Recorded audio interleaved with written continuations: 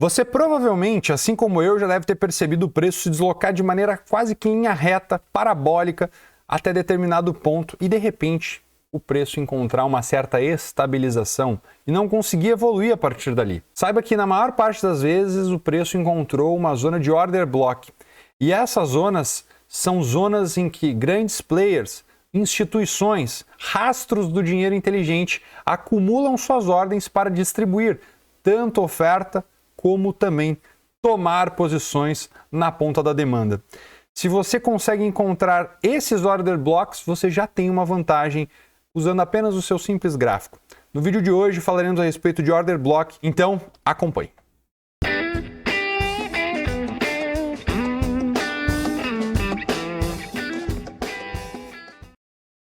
Então, galera, para todos que estão chegando agora, sejam bem-vindos. Considerem se inscrever no nosso canal e também deixar o seu gostei aqui nesse vídeo, caso você considere esse conteúdo relevante e caso ele tenha agregado de alguma forma a sua leitura gráfica. Bem, os order blocks são nada mais nada menos que uma zona de bloco de ordens, onde grandes players costumam definir suas zonas de oferta, ou seja, as zonas onde eles vão desmontar posições ou às vezes buscar uma venda em um determinado ativo, ou até mesmo zonas de demanda, onde essa construção de ordens está voltada para a ponta compradora, buscando acumular um ativo ou montar uma posição comprada. Pois bem, essas posições, elas normalmente se dão nos extremos do gráfico. Por quê? Porque dificilmente o varejo tem poder de mover o gráfico, mas grandes instituições e grandes players, eles têm esse poder para fazer uma virada. Chega um determinado momento em que o player observa o preço do ativo e pensa, aqui eu vou tomar o ativo. Então, a partir desse ponto, o gráfico costuma construir um ponto de inflexão. Você vai observar que a partir de uma determinada região, o ativo pode consolidar e construir um rompimento acima e definir uma base de preços forte para uma tendência.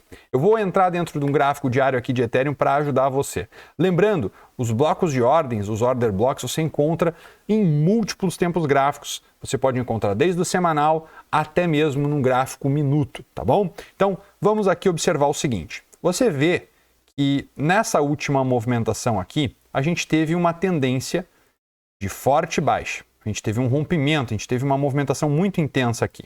Tá? E o que aconteceu a partir daí? A gente desenha aqui uma linha muito forte de baixo, por isso ele rompeu abaixo e veio quase que em uma única perna. Porém, em determinada região, o preço se acumulou, ficou lateral e na medida do tempo que foi acumulando aqui, ele construiu uma base, né, essa lateralidade, para um rompimento acima. Então observa que a gente teria basicamente três estruturas aqui. A primeira, um forte impulso de baixa, a segunda, uma lateralidade e a terceira, um forte impulso de alta. Pois bem, mas aonde você pode encontrar uma certa reação do preço ou um certo rastro do dinheiro? Se você viu essa grande perna de queda e não pegou uma operação vendedora, significa que você perdeu a oportunidade de venda? Talvez não.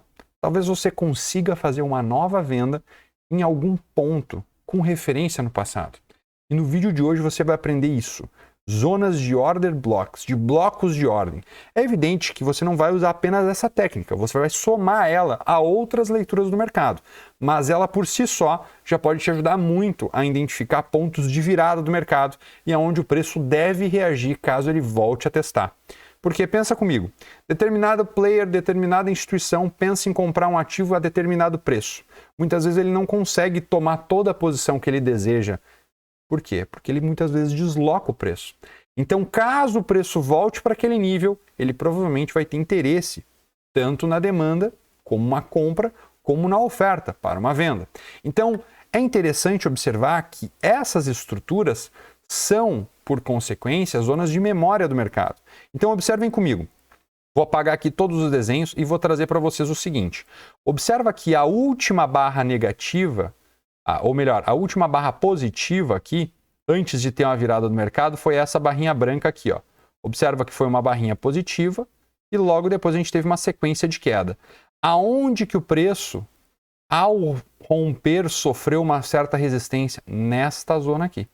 Então aqui a gente tinha um order block, uma zona, um bloco de ordens sendo construída. Muitas vezes o preço ele pode romper acima e depois reagir. E isso aqui vai ser considerado um fake out, uma falha de rompimento.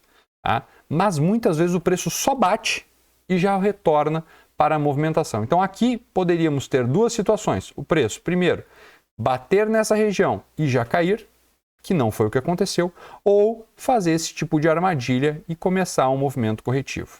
A partir daí, você pode observar que cada zona que marca um topo pode muitas vezes marcar uma zona de bloco de ordens e pode te dar pelo menos uma entrada para um scalp, uma zona de pequena distorção de preço, uma zona onde o grande player está tentando montar a posição dele vendida e você pode simplesmente vender ali e aí você vai ver que o simples fato do player estar entrando junto com você, na maior parte das vezes já consegue deslocar o preço para pelo menos um scalp.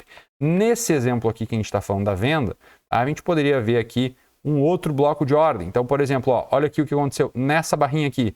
O preço ele marcou um topinho, fez um rompimento, tu poderia marcar essa região. Olha só, deste ponto aqui, do centro do bloco de ordem até a mínima, teve 11% de queda, quase 12%. Então, esse simples interesse de uma instituição montar uma posição vendedora nessa região já te dá muitas vezes uma margem para um scalp. Não necessariamente você vai conseguir construir um swing de baixa a partir desse ponto. Às vezes sim, mas na maior parte das vezes, quando você tiver múltiplos order blocks em uma tendência de baixa, quando ele revisitar, pelo menos ele vai te gerar um scalp.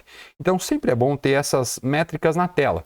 Então se você tem a capacidade de identificar os order blocks, tu já sabe pelo menos aonde não comprar, que são em zonas de teste de order blocks vendedores. Ou, por exemplo, se você está comprado de uma zona mais baixa, você sabe aonde tem uma referência para realizar a sua posição, em zonas de maior oferta vendedora. Então, vamos parar de olhar só para venda, vamos olhar um pouco para compra aqui.